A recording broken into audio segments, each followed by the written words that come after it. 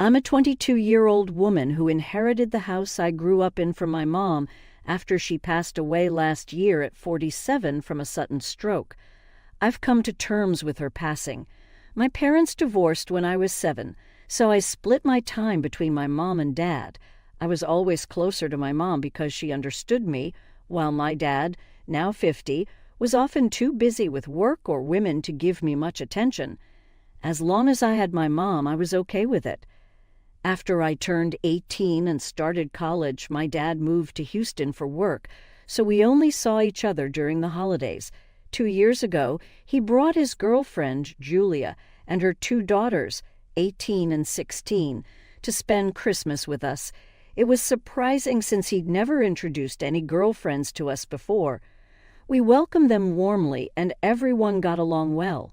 Even after that, Julia was always sweet to me on the phone, though her daughters were shy and kept to themselves.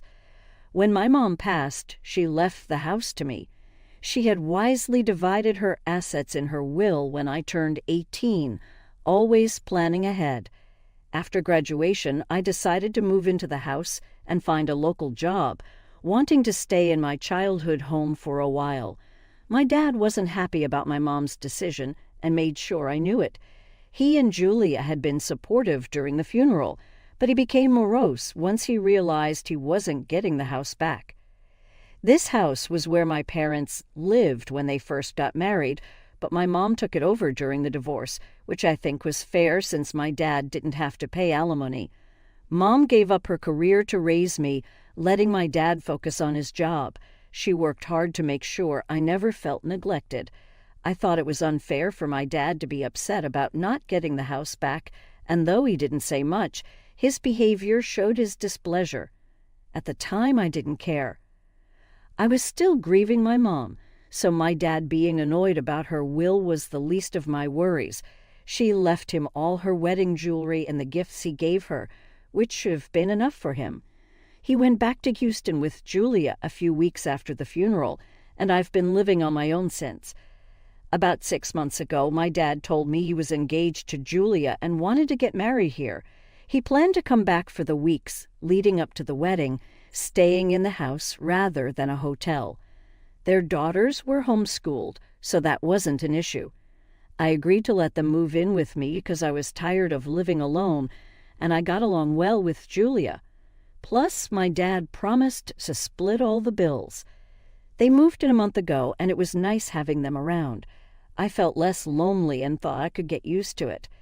I even dreaded the day they'd leave because I didn't want to be alone again. But 2 weeks ago, 3 days before the wedding, my dad asked if they could move back here permanently. I was surprised, but he explained he wanted to ease me into the idea of being part of a family and didn't like me living alone. I wanted to say yes immediately, but his behavior about not getting the house back made me hesitate.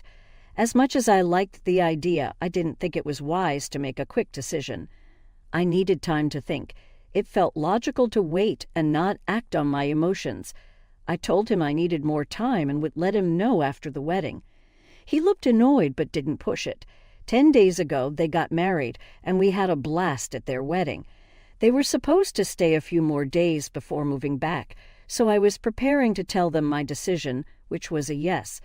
But before I could, they all took off on their honeymoon without telling me.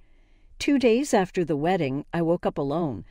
Their belongings were still here, so I tried calling them, but nobody answered for hours.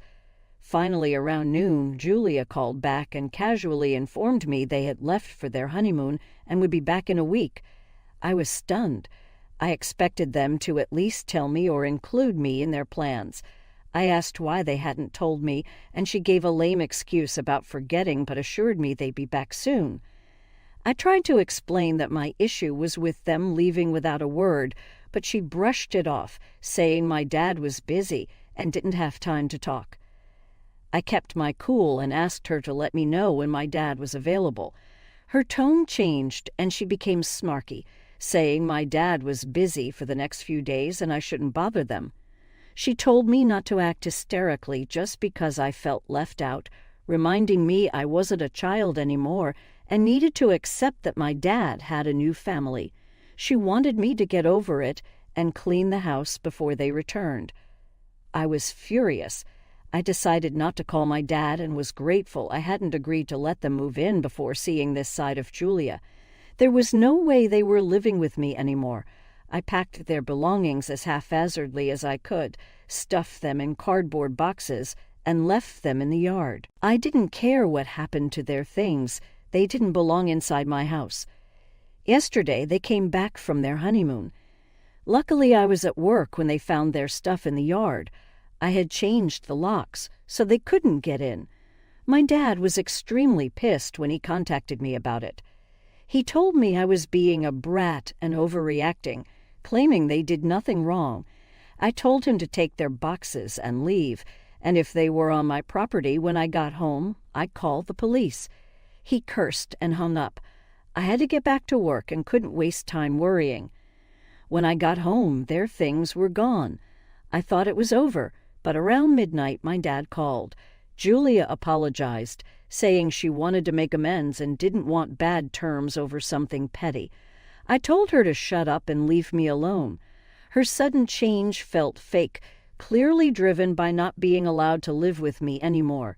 If she had any regrets, she would have apologized sooner, not after their vacation. My dad wasn't sorry either.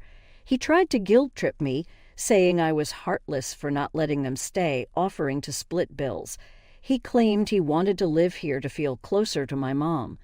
Julia's outburst was just a bad mood, he said, and even her kids missed me. But I wasn't having it. I knew my dad had his eye on this house since the divorce, and after seeing Julia's true colors, I didn't want to risk it. I told him they could go back home. He started bawling, accusing me of being selfish, saying I was ruining his happiest memories. He called me petty and mean, saying my mom would hate this side of me. But I stood my ground. I wasn't letting them move back in after Julia's rudeness and their lack of consideration. Update. The comments on my original post were a reality check. Some were rude, but I got the point. I stuck to my decision. My dad doesn't deserve to live here after being awful to me. It was nice while it lasted because they were sweet initially, but their true colors showed once I said I needed time to think. They thought they could intimidate me, but I'm not that weak. I'd rather be lonely than spend time with the wrong people. I shouldn't have let them come here at all. My dad's reaction when he learned the house was mine should have been a red flag. It showed me how materialistic and selfish people can be. As for Julia, I'm glad she picked a fight with me and messed things up for herself. If she hadn't, we might have ended up as a happy family, but I won't fall for their fake behavior again. I was lonely, missing my mom, and with no grandparents left. I needed a family for support, but these people aren't it. I'm relieved I realized this before it was too late. It's been a few days since they left, and my dad keeps calling and texting, hoping for another chance. But they don't deserve it. They blew their one shot, and I can't risk giving them another. I feel bad treating my dad like this, but he never put in much effort with me. He doesn't get to complain now that I'm making decisions for myself. Update. My dad's desperate to move in because he lost his job months ago. He spent all his savings on the wedding and honeymoon. Julia quit her job to be a stay-at-home mom, so now they're broke.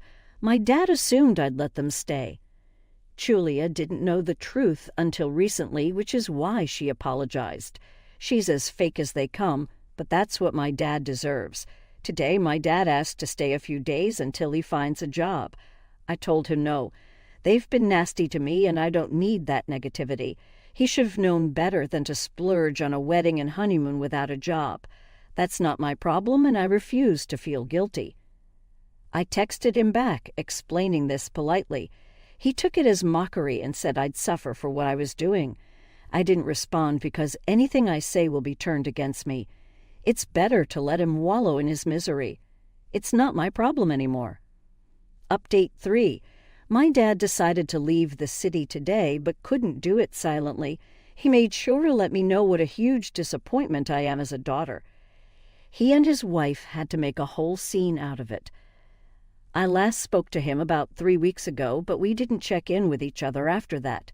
Today, both he and Julia texted me, saying they were delighted to announce that Julia's ex-boyfriend decided to sponsor their trip back home. Apparently, he realized he needed to see his daughters.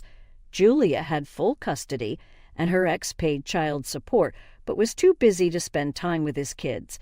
He waited for Julia and my dad to sort things out, but finally decided to step in himself.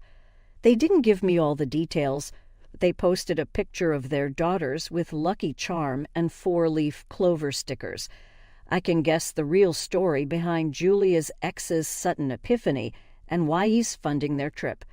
Julia's manipulation and stubbornness likely played a role. I've seen that side of her before. I don't know exactly what happened, but I'm just relieved they're leaving.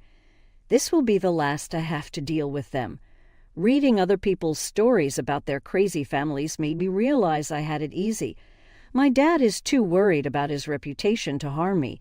He knows I call the cops without hesitation. Plus, I have enough training to defend myself. With them gone, I have even less reason to worry. I still feel lonely sometimes, but instead of dwelling on it, I go to my friends. After my mom passed away, I shut everyone out without realizing how alone I'd become until I read the comments here. It's going to take time, but I'm going to make the best of my life now. I have a stable job, a decent income, and my own house, thanks to my mom. I have great friends who care about me. Honestly, what more do I need? If I get into trouble again, I'll just come back here. I'm sure the wonderful people on Reddit